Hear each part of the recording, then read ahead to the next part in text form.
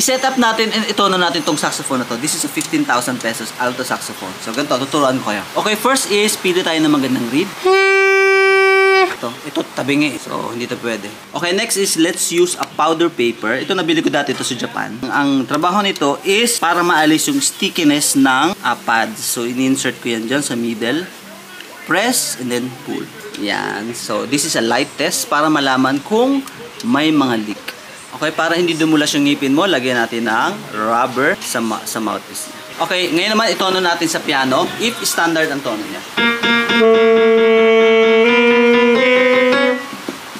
So sintonado pa siya. So masyado siyang flat. So ipupush down natin para matono.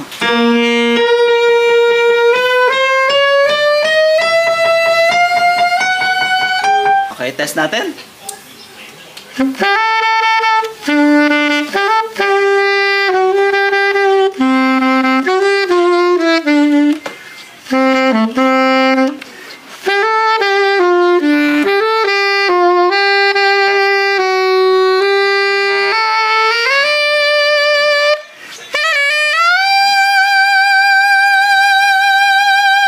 Okay, madali lang po talaga mag-saxophone. 10 years old pataas is pwede na pong mag-saxophone. So message nyo ako if interested kayo, isi-set up natin and itotono na rin natin.